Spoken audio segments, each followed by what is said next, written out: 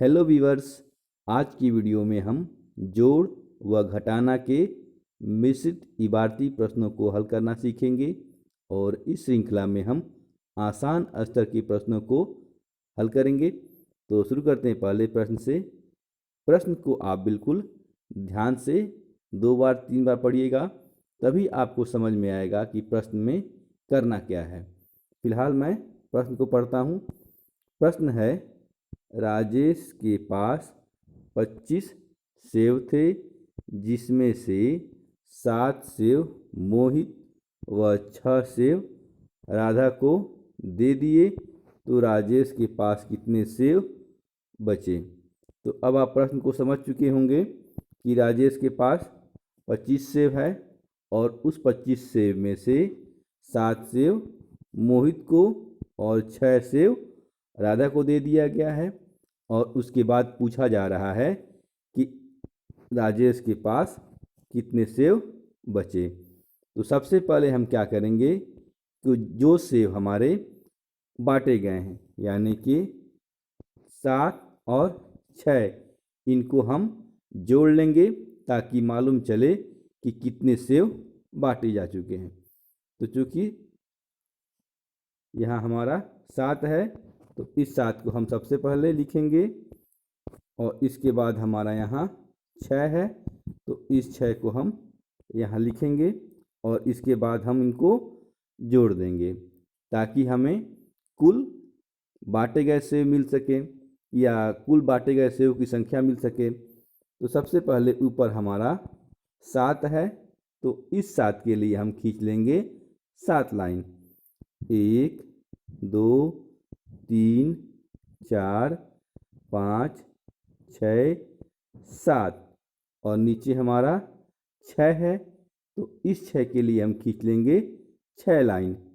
1 2 3 4 5 6 और इनको हम गिन लेंगे कि कुल कितनी लाइनें हो गई। तो 1 2 3 4 5 6 7 8 9 10 11 12 13, यानी कि 7 और 6 को जोड़ने पे कितना आएगा 13, यानी कि इतने सेव हमारे बांटे गए हैं। और 25 सेव हमारे शुरू में थे, तो हमें क्या करना होगा, जो शुरू के सेव थे 25, अब उसमें से इन जो बांटे गए 13 सेव हैं इसको घटा देंगे, तो बचे हुए सेव की संख्या हमें मिल जाएगी। तो सबसे पहले हम जो प्रारंभिक सेव है 25, इसको अब ऊपर लिख लेंगे। इसके बाद जो बांटे गए सेव हैं उसका इकाई यानी कि 3 को इकाई के स्थान यानी कि 5 के नीचे लिखेंगे और दहाई वाले 1 को हम दहाई के स्थान यानी कि 2 के नीचे लिख लेंगे। इसके बाद हम 25 में से 13 को घटाएंगे, तब हमें बचे हुए सेवों की संख्या मिलेगी। तो सबसे पहले हम इकाई में से इकाई को घटाते हैं। तो चूँकि ऊपर हमारा 5 है और नीचे 3 है, तो हम 5 में से 3 घटाएंगे। तो सबसे पहले हम ऊपर वाले 5 के लिए खींच लेते हैं 5 लाइन। 1 2 3 4 5 और इसमें से हमें 3 घटाना है, तो 3 लाइनों को हम काट देते हैं। 1 2 3 और इसके बाद हम गिनते हैं कि कुल कितनी लाइनें बच गईं।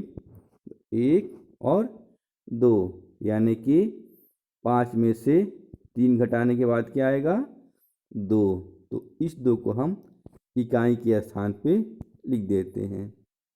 इसके बाद हम दहाई के अंक को यानी कि 2 में से 1 घटाएंगे।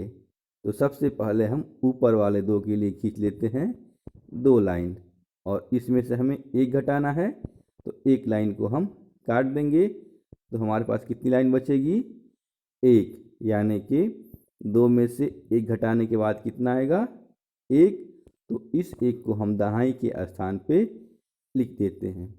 तो इस प्रकार जो हमारा प्रश्न था कि 7 सेव मोहित को और 6 सेव राधा को बांटने के बाद राजेश के पास कितने सेव बचे, तो इसका उत्तर क्या होगा 12। राजेश के पास अंत में 12 सेव बचे, यही 12 हमारा उत्तर होगा। आइए इस कॉन्सेप्ट को एक और प्रश्न के माध्यम से समझने की कोशिश करते हैं।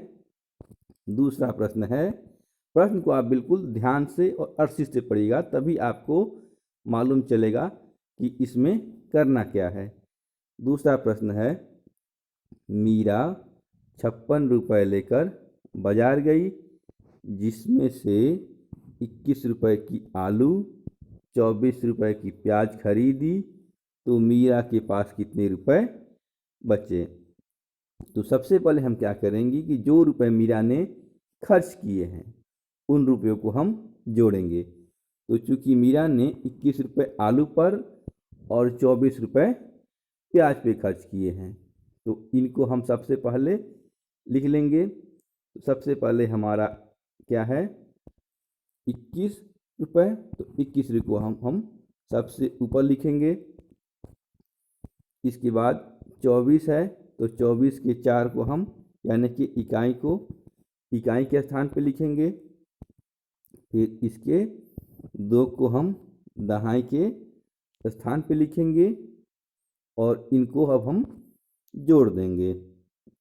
तो जोड़ने के लिए सबसे पहले हम इकाई में से इकाई को जोड़ते हैं। तो चूँकि ऊपर हमारा 1 है, तो इस 1 के लिए हम एक लाइन खींचते हैं और नीचे हमारा 4 है, तो इसके लिए हम 4 लाइन खींचेंगे। तो 1 2 3 4, और इसके बाद हम इन लाइनों को गिन लेते हैं। तो 1 2 3 4 5 सॉरी, तो 1 और 4 मिलके हो गए 5। तो इस 5 को हम इकाई के स्थान पे लिख देते हैं। इसके बाद हम दहाई के अंक यानी कि 2 और 2 को जोड़ेंगे। तो सबसे पहले ऊपर वाले 2 के लिए हम 2 लाइन खींच लेते हैं और फिर नीचे वाले 2 के लिए 2 लाइन खींच लेंगे और इनको गिन लेंगे कि कुल कितनी लाइनें हो गई। तो ये हो गई हमारी 1 2 3 4। तो इस 4 को हम यहाँ दहाई के स्थान पे लिख लेते हैं, यानी कि मीरा ने कुल 45 रुपये खर्च किए, लेकिन पूछ रहा है कि कितने रुपए बचे।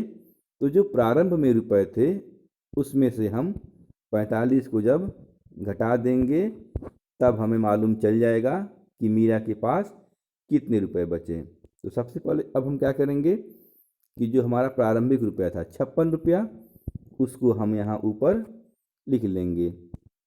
इसके बाद हम खर्च किए गए रुपए यानी 45 के इकाई अंक 5 को हम यहाँ 6 के नीचे लिख लेंगे और फिर दहाई अंक 4 को हम दहाई के स्थान यानी कि 5 के नीचे लिख लेंगे। और अब हम 56 में से 45 को घटाएंगे तो हमें मालूम चल जाएगा कि कुल कितने रुपए बचे। क्योंकि 56 हमारा ये प्रारंभ में रुपया था और ये 45 रुपया खर्च किया हुआ रुपया था। तो प्रारंभ के रुपए में से अब खर्च किए हुए रुपए को हम घटाते हैं।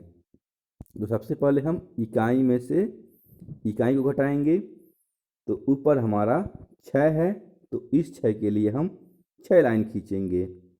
1 2 3 4 5 6, और 5 हमें घटाना है तो 5 लाइनों को हम काट देते हैं। 1 2 3 4 5, तो हमारी एक लाइन बची। तो इस एक को हम यहाँ इकाई के स्थान पे लिख देंगे। इसके बाद हम दहाई के अंक यानी कि 5 में से 4 घटाएंगे। तो सबसे पहले ऊपर हमारा 5 है, तो इस 5 के लिए हम 5 लाइन खींचते हैं। 1 2 3 4 5, और इसमें से हमें 4 घटाना है तो 4 लाइनों को हम काट देते हैं।